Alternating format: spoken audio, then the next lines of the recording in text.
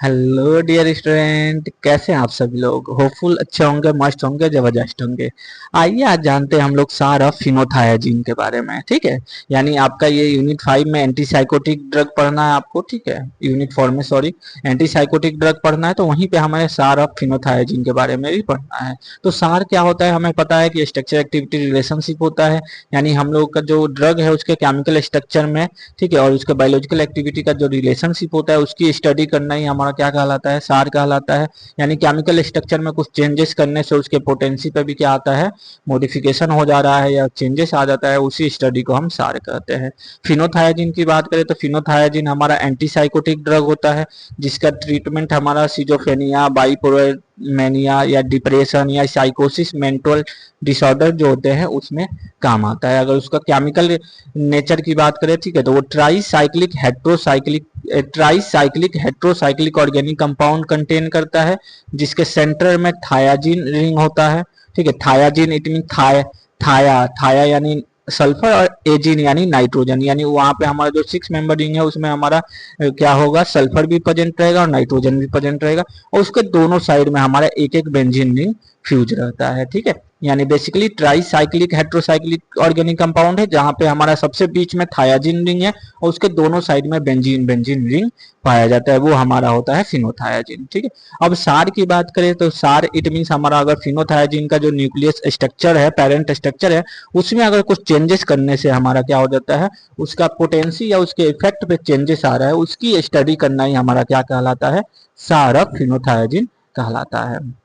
ठीक है, तो अब हमारा ये स्ट्रक्चर है, तो स्ट्रक्चर में अगर हम लोग देखें तो स्ट्रक्चर में हमारा जो सबसे पहले जो है हमारा क्या क्या प्रेजेंट है, कहाँ कहाँ सब्स्टिट्यूशन हो सकता है, ये चीज हम देखते हैं। ठीक है, तो जो सल्फर है वहां पे हमारा, वो सल्फर हमारा इंपॉर्टेंट है रिसेप्टर बाइंडिंग के लिए। ठीक है, और जो हमारा वहां पे नाइट्रोजन है, ठीक है, सेंटर रिंग में, वो नाइट्रोजन पे हमारा 3 चेन लगा हुआ है कार्बन का, उसके बाद हमारा नाइट्रोजन ऐड हुआ है, दोबारा एमीन ग्रुप ऐड हुआ है। तो जो थर्ड कार्बन चेन है वो हमारा, वो इंपॉर्टेंट रोल प्ले करता है न्यूरोलेप्टिक एक्टिविटी के लिए। ठीक है, उसके बाद जो हमारा एमीन ग्रुप लगा है वो एक्टिविटी को जो है हमारा उसकी साइज अगर बढ़ने से, यानी जो एमीन ग्रुप पे अगर हमारा सब्स्टिट्यूशन कोई हो रहा है तो उसके साइज बढ़ने से एक्टिविटी क्या हो सकती है, डिक्रीज हो सकती है। फिर हमारा जो दूसरा बेंजीन रिंग है, उस बेंजीन रिंग से जो सेकंड पोजीशन है, उस सेकंड पोजीशन पे अगर हमारा कोई इलेक्ट्रॉन विड्रॉइंग ग्रुप ऐड होता है तो एंटीसाइकोटिक एक्टिविटी बढ़ जाती है। ठीक है, और जो थर्ड पोजीशन है वहां हमारा क्या होता है, बेसिकली एक्टिविटी क्या हो सकती है, बढ़ सकती है। तो आइए हम स्टेप बाय स्टेप देखते हैं। ठीक है, तो पेरेंट स्ट्रक्चर तो सिंपल फिनोथायाजीन है। ठीक है, स्ट्रक्चर हमने देख लिया। अब सब्स्टिट्यूशन कहाँ कहाँ हो सकता है, तो हमारा जो एरोमेटिक रिंग है उसके पोजीशन सेकंड पे हो सकता है, पोजीशन 10 पे हो सकता है, जो नाइट्रोजन एटम जो सेंटर रिंग होता है वहां पे टर्मिनल एमिनो ग्रुप सब्स्टिट्यूशन, यानी हमारा जो सेंटर में नाइट्रोजन एटम है वहां हमारा जो 3 कार्बन के बाद से एमिनो ग्रुप का सब्स्टिट्यूशन हो रहा है वो हो गया।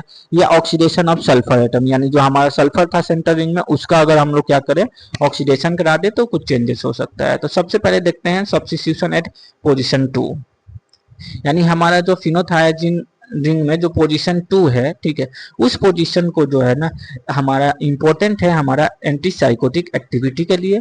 और वहां अगर इलेक्ट्रॉन विड्रॉइंग ग्रुप अगर हम ऐड करते हैं, जैसे हम लोग क्लोरीन ऐड करते हैं या ब्रोमीन ऐड करते हैं, तो उसकी वजह से उसकी पोटेंसी क्या हो जाती है, इंक्रीज हो जाती है। जैसे अगर हम एग्जाम्पल की बात करें क्रोप्रोमाजीन और ट्राईफ्लोरोप्रोमाजीन, तो ट्राईफ्लोरोप्रोमाजीन में हमारा CF3 है, ठीक है, और हमारा क्लोरोप्रोमाजीन में Cl है, तो उसके में हमारा जो ट्राईफ्लोरोप्रोमाजीन है उस वो हमारा एक्टिविटी क्या होगी, उसकी पोटेंसी हाई होगी कंपेयर टू क्रोप्रोमाजीन के। ठीक है, अगर अब सेकेंड बात करें सब्स्टिट्यूशन एट पोजीशन 10, जो नाइट्रोजन एटम हमारा है, अगर वहां पे हमारा 3 कार्बन चैन है तो वो मैक्सिमम एक्टिविटी हमारा शो करेगा। अगर 3 कार्बन से अगर कम अगर है, यानी 2 कार्बन का है या 1 कार्बन का है, तो वहां पे फिर हमारा एक्टिविटी क्या हो जाती है, रिड्यूस हो जाती है। ठीक है, अब हम बात करें टर्मिनल एमिनो ग्रुप का, यानी जो हमारा जो नाइट्रोजन था वहां पे 3 कार्बन के बाद से जो हमारा एमीन ग्रुप लगता है, तो उस एमीन ग्रुप में अगर कोई सब्स्टिट्यूशन हो रहा है, जैसे पिपराजिन साइड चेन का अगर हमारा होता है तो पोटेंसी जो है हाई होगी।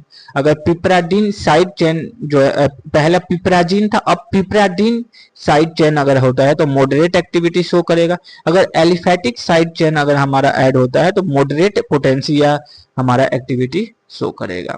ठीक है, नेक्स्ट अगर हम बात करें ऑक्सीडेशन ऑफ सल्फर एटम, यानी जो सेंटर में हमारा सल्फर एटम है, ठीक है, थायाजीन रिंग में, तो वहां पे जो अगर हमारा उसका ऑक्सीडेशन करा दिया जाए, ठीक है, तो ऑक्सीडेशन कराने से उसकी एक्टिविटी क्या हो जाती है, रिड्यूस हो जाती है। ठीक है, तो बेसिकली ये था हमारा सार ऑफ फिनोथायाजीन। यानी बेसिकली कुछ नहीं था, 4 पॉइंट हमें बस याद रखना है कि पोजीशन 2 जो है वहां पे अगर हम कोई इलेक्ट्रॉन विड्रॉइंग ग्रुप ऐड करते हैं तो हमारा पोटेंसी बढ़ जाती है। अगर पोजीशन 10 पे नाइट्रोजन एटम जो है वहां पे अगर हमारा 3 कार्बन चेन अगर जुड़ रहा है तो मैक्सिमम एक्टिविटी देगा। अगर 3 कार्बन से अगर कम चैन वाला कार्बन अगर जुड़ेगा तो वो एक्टिविटी रिड्यूस हो जाएगा। जो एमिनो ग्रुप है वहां पे अगर कोई अलग अलग हमारा जो साइड चेन अगर ऐड होता है तो हमारा पोटेंसी भी क्या होती है, इफेक्ट करता है।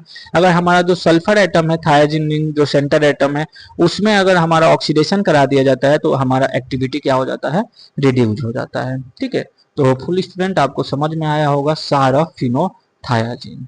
ठीक है, थैंक यू डियर स्टूडेंट।